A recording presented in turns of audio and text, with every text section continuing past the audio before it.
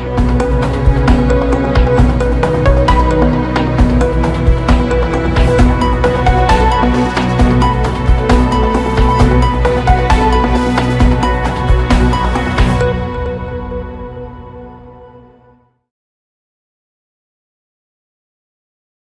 मैं मोंटू राजा anti corruption India से स्वागत है आपका। इस समय दिल्ली के जंतर मंतर में मौजूद हूँ और मेरे पीछे जो आप देख रहे हैं वो मंच फौजियों का है, जो वन रैंक वन पेंशन को लेके तमाम बार जो है हमने प्रदर्शन देखे हैं और अभी जो है ओआरओपी के लिए 26 दिन से ज़्यादा का समय बीत चुका है और तमाम फौजी जो हैं वो जंतर मंतर के मैदान पे डटे हैं। सर क्या नाम है? बहुत बहुत स्वागत।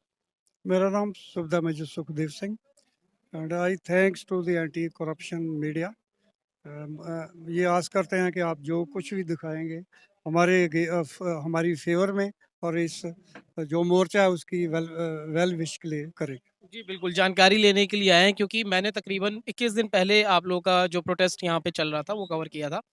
उसके बाद आज जब आए हैं तो तमाम जो लोग हैं उनकी संख्या भी ज़्यादा दिखी है, हाथों पे काली पट्टी दिखी है और जो भाषण सुना है उसमें साफ तौर पे ये भी कहा गया है कि सरकार से ज़्यादा जो हैं वो अफसरान से दुखी हैं क्योंकि उन्होंने आप लोगों का पक्ष सरकार के समक्ष ठीक से नहीं रख पाया। तो क्या है संक्षेप में पूरा मामला बताएं? ये जो आप स्ट्रेंथ की बात कर रहे हैं ना, जी। हमने कंट्रोल किया हुआ है कि ज़्यादा स्ट्रेंथ इधर नहीं दिखानी है। हमने कोई शोबाजी नहीं करनी, कोई शोबाजी कर कर हम एक एक उच्च अधिकारियों को या हम गवर्नमेंट को दिखा सकें कि हमारे पास बहुत ज़्यादा स्ट्रेंथ है, वो काम हमने नहीं करना। वो इसलिए नहीं करना कि जो हमारे बहुत ही बड़े-बड़े अफ़सर थे, वो हमें हमारी ज़्यादा की स्ट्रेंथ दिखाकर और खुद मतलब कि उस कमीशन के मेंबर बनकर, जिसमें ये पूरा ओआरओपी 1 एंड 2 जिसमें कैलकुलेशन किया गया था, वो दिखाकर वो पूरे जितने भी राइट्स जवान जेसीओ के थे वो खुद ले गए हैं।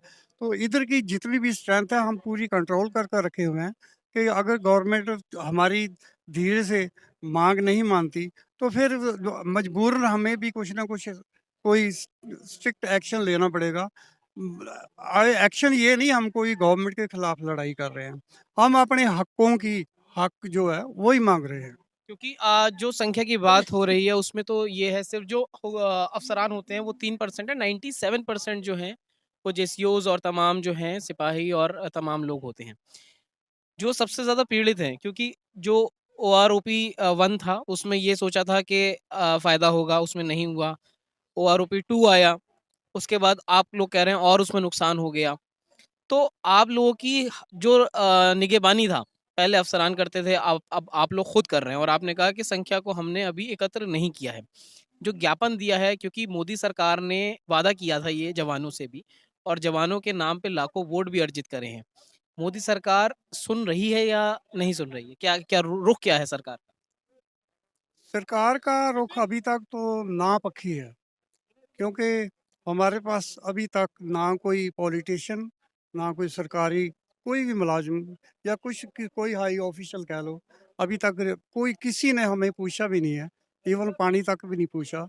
रही बात इस मोर्चे की, इस मोर्चे की जो कमांड है ना, हमने बिल्कुल जो आर्मी की तरह ऑपरेशनल की तरह की हुई है। उसमें ऐसा है कि जैसे किसी भी ऑपरेशन के मोर्चे में सबसे आगे जवान होता है, उसके पीछे उसको गाइड करने वाला जूनियर कमीशन होता है और ये पूरी जितने भी बड़ी-बड़ी पेंशनों लेने वाले हैं, ये एसी रूमों में बाहर पीछे बैठे रहते हैं। ये जो मोर्चा है ना, ये मोर्चा भी हमने जवानों के हाथ में ही दिया हुआ है।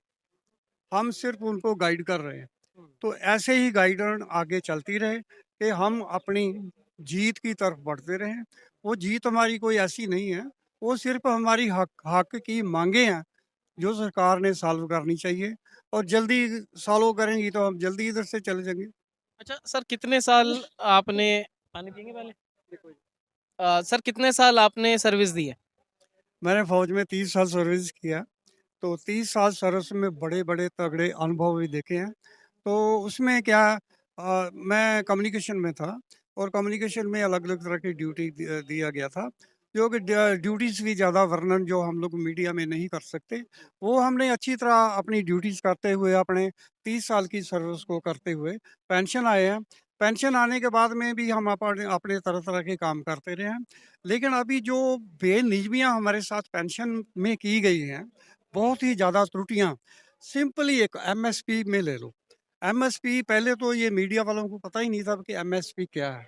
तो ये एमएसपी के बारे में भी शंके थे कि ये तो किसानों की माँग है। हाँ, जनता को भी नहीं पता है वो हाँ, minimum support price, support price जी। सपोर्ट प्राइस पर ये नहीं है, ये तो मिलिट्री सर्विस पे है। हुँ, तो ये तो रिस्क पे है। हुँ, रिस्क रिस्क किसको है? हुँ, फ़ौज में सबसे ज़्यादा रिस्क है जवान को, जो कि बॉर्डर के ऊपर लड़ता है, अपने ट्रेंच खोद कर उसी में ही सब कुछ रोटी भी खाना, सब कुछ करना, राइफ़ल के साथ ही रहना। राइफ़ल उसकी एज़ ए वाइफ़ कह सकते हो आप, उसको जुदा नहीं कर सकता किसी भी हालत में। वो है, वो है एक्चुअली जंग का हीरो। वो है actually journal.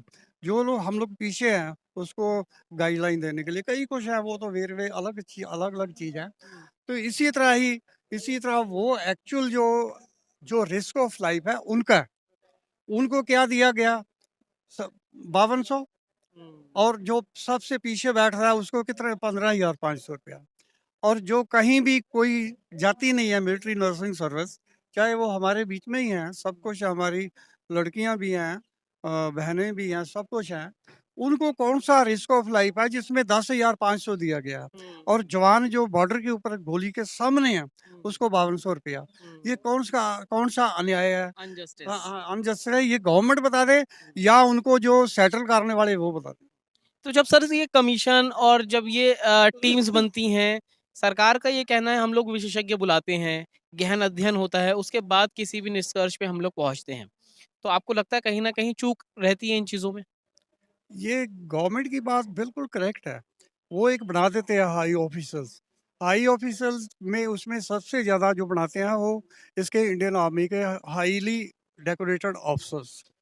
Highly decorated officers जब पेंशन आ जाते हैं ना, उनको फिर ऑपरेशन या कुछ बारे में सोचने की ज़रूरत नहीं है। वो सिर्फ़ अपने बेनिफिट कैसे ग्रैब करने हैं गवर्नमेंट से वही सोचते हैं। वो अपनी रिकमेंडेशंस दे देते हैं और उनके साथ में जो लॉबी है, आईएएस लॉबी है जो आगे फर्दर वो उनको इन एक्शन करती है।